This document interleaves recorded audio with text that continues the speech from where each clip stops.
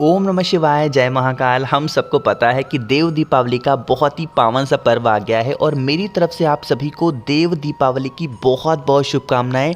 माता लक्ष्मी का वास आप सभी के घरों में हमेशा बना रहे, यही मेरी कामना उनसे हमेशा रहती है। ठीक है, तो आज के इस वीडियो में हम लोग बात करेंगे कि जो देव दीपावली पे है इस पे हमें कितने दीपक लगाने चाहिए, जो पूजन करने का शुभ मुहूर्त है वो क्या है, हमें किसी भी देवता या फिर माता लक्ष्मी को कौन सी चीज़ें चढ़ानी चाहिए जिससे वो प्रसन्न रहें और हमारे घर में कभी धन संपदा की कमी ना हो। और चौथी बात करेंगे कि जितनी भी स्त्रियां इस वीडियो को देख रही हैं, आपको वो कौन सा ऐसा काम है जो इस देव दीपावली के अवसर पे नहीं करना चाहिए। ठीक है, देखो अभी देव उठनी एकादशी चली गई है, इसका मतलब कि देव सारे क्या हैं, उठ गए हैं, तो उनके उठने पर देव दीपावली का पर्व मनाया गया है। तो अब हम लोग समझते हैं कि कितने दीपक हमें लगाने चाहिए, दीपावली से बड़ा पर्व ऐसा माना जाता है ना। चलो, तो सबसे पहला जो आप लोग का सवाल था कि भैया कितने दीपक लगाएंगे, समझो यहाँ पे मिनिमम जो मिट्टी के दीपक लगाने का प्रावधान माना गया है वो है 15 दीप। कितने दीप? 15, मिनिमम 15 दीप हमें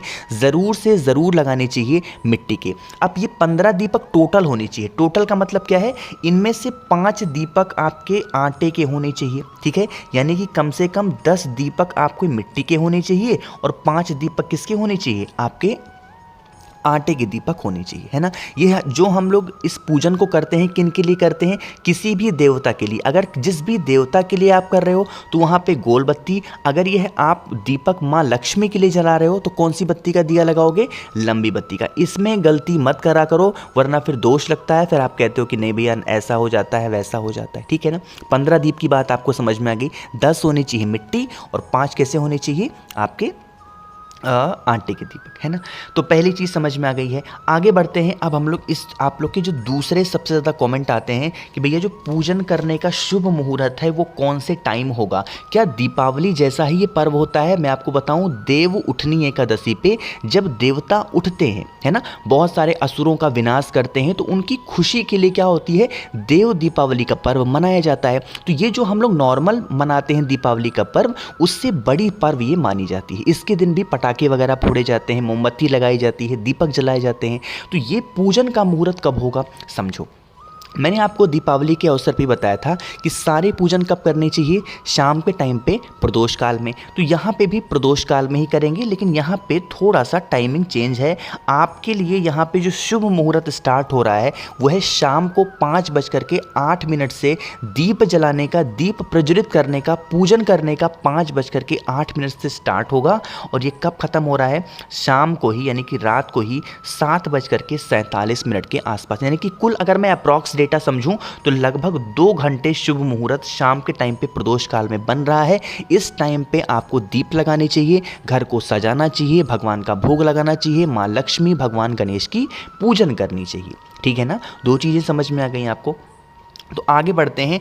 अब हम लोग अपने तीसरे, जो आप लोग के सबसे ज़्यादा कमेंट आते हैं, भैया हम माता लक्ष्मी को ऐसी कौन सी चीज़ समर्पित कर दें जिससे माँ लक्ष्मी इस देव दीपावली पे खुश हो जाए और हमारे घर में हमेशा निवास करें, है ना। तो गुरु जी की कथा आप लोगों ने अगर सुनी होगी तो माँ लक्ष्मी को इस पूरे जो हम लोग का त्यौहार होता है, इसमें जो 3 चीज़ें होती हैं वो बहुत प्रिय हैं। लेकिन यहाँ पे क्रम समझने वाली बातें हैं कि कितनी कितनी चीज़ें हमें लेनी चाहिए, है ना।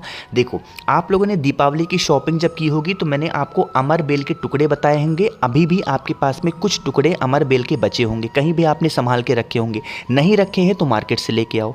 कितने टुकड़े चाहिए, 5 अमर बेल के टुकड़े लेना। कितने, 5 अमर बेल के टुकड़े के साथ में माँ लक्ष्मी को हल्दी ज़रूर समर्पित की जाती है। और कौन सी हल्दी, पिसी हल्दी नहीं, खड़ी हल्दी हमें ज़रूर समर्पित करनी चाहिए। कितनी, 5 गांठ आपको लेनी होगी हल्दी की भी। ठीक है, 5 हल्दी की गांठ ले लिया आपने, 5 अमर बेल के टुकड़े ले लिए। साथ ही साथ माँ लक्ष्मी को खुश करने के लिए कार्तिक के महीने में कमल गट्टे का इस्तेमाल मैं आपको कई बार बता चुका हूँ, तो 5 कमल गट्टे भी लेने चाहिए। इन 3 चीज़ों को जिस भी जगह पे आप माँ लक्ष्मी की, भगवान गणेश की पूजन अर्चना करोगे, उन स्थान पे आपको 5 अमर बेल के टुकड़े, 5 हल्दी की गांठ और 5 कमल गट्टे ज़रूर से ज़रूर समर्पित करने चाहिए। ठीक है, जब आप समर्पित कर दें, अगले दिन सुबह उठें, उनमें से 4 चीज़ों को ले जाकर किसी पेड़ वगैरह के नीचे रख दें।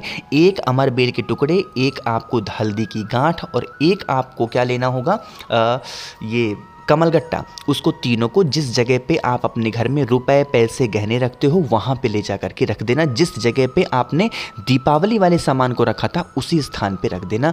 कभी आप पे घर में धन को लेके कोई कमी नहीं हो सकती, ठीक है ना। चलो, तो 3 तो हो गए हैं। एक जो सबसे ज़्यादा ज़रूरी चीज़ें आती हैं वो है कि भैया स्त्री को हमें कौन सी चीज़ों को नहीं करना चाहिए, है ना।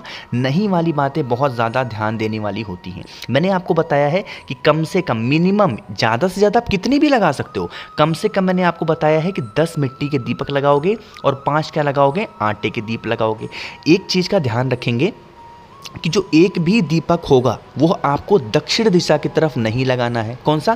पहला जो नियम है जो आपको नहीं करना है, एक भी दीपक दक्षिण दिशा की तरफ नहीं लगाना है। दक्षिण दिशा का मतलब कि बत्ती का मुख दक्षिण दिशा की तरफ नहीं होना चाहिए, पहला काम।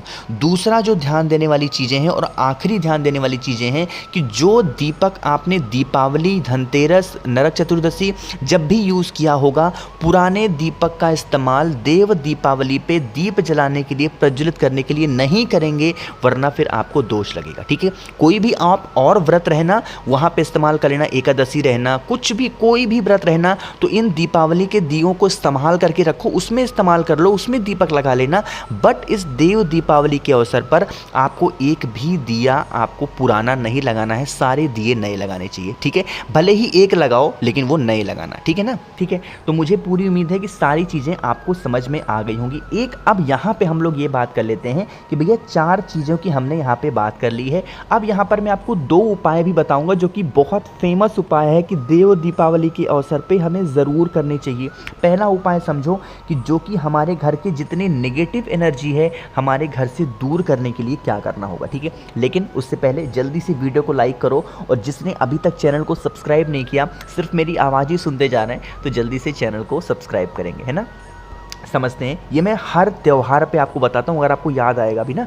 आपको लेना होगा इस तरीके से मौली कलावा, एक ले लेना, मार्केट में इजीली अवेलेबल होगा, लिया। साथ ही साथ आपको जूट वाला नारियल लेना है, जो हम लोग ऐसे निकालते हैं उसको ना पेचकस से, पिलास ले करके, वही वाला नारियल लेना। और इस नारियल को गोल गोल, जो मैंने आपको मौली का अलावा दिखाया ना, सभी घर के सभी कमरों में जा करके घूम घूम करके तुम रुका जी के नाम से, किसके नाम से? तुम रुका जी या फिर तुम रुकेश्वर महादेव के नाम से सभी कमरों में जा करके एक बार घूम लेना। वॉशरूम में मत जाना, बाकी हर कमरों में एक बार घूम लेना, ठीक है। घूमने के बाद में क्या करोगे, उस नारियल को किसी भी शिव मंदिर, घर पे नहीं करना है, किसी और देवता के मंदिर में नहीं, किसी भी शिव मंदिर में जाकर के, मन हो शिवलिंग के पास में या फिर महादेव के मंदिर के पूरे प्रांगण में कहीं पर भी तुम रुकेश्वर महादेव के नाम से ले जाकर के रख देना। घर की जितनी नेगेटिव एनर्जी होगी उस नारियल के अंदर समाहित हो जाएगी और आपके घर से कब बाहर चली जाएगी और आपको पता भी नहीं चलेगा। पूरा परिवार, पूरी फैमिली आपकी हमेशा खुश रहेगी, ठीक है ना। चलो, तो यहाँ पे हम लोगों ने पहले उपाय की बात की, एक आखिरी उपाय की हम लोग बात कर लेते हैं जो कि इस देव दीपावली पे करनी चाहिए। आपको मैं बता दूं कि ये देव दीपावली सिर्फ देव दीपावली ही नहीं है, इस दिन कौन सा पर्व पड़ रहा है? पूर्णिमा का पर्व पड़ रहा है, क्योंकि जितने भी उपाय हमें करने हैं, व्रत करने हैं, कल के ही दिन हमें पूर्णिमा वाला भी कर ही लेना है, ठीक है ना। देखो क्या करना होगा उसके लिए, एक चावल का दाना लेना, ठीक है। पूर्णिमा के अवसर पर एक चावल का दाना लेना, कहीं से टूटा ना हो, बिल्कुल खंडित ना हो, खड़े खड़े चावल हो, ठीक है, ले लिया। साथ ही साथ एक बेलपत्र, बहुत प्यारी सी, बहुत सुंदर सी।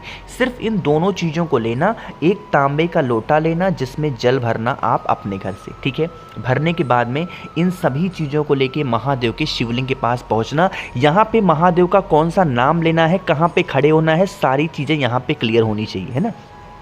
आपके पास में जो एक चावल का दाना है, पहले वो महादेव के शिवलिंग के ऊपर समर्पित कर देना, ठीक है। समर्पित कर दिया। अब जिस जगह पे चावल चढ़ाया है उसी जगह पे आपके पास में जो एक बेलपत्र है वो चढ़ाओगे, जिसकी डंडी हो जाएगी बाहर की तरफ और पत्ती होगी वो होगी आपकी तरफ। जब यहाँ पे आप बेलपत्र चढ़ाओगे तो यहीं पे आपको अपनी मनोकामना जो बहुत दिनों से अधूरी है वो कह देना, ठीक है ना। 2 काम और कर दिया आपने।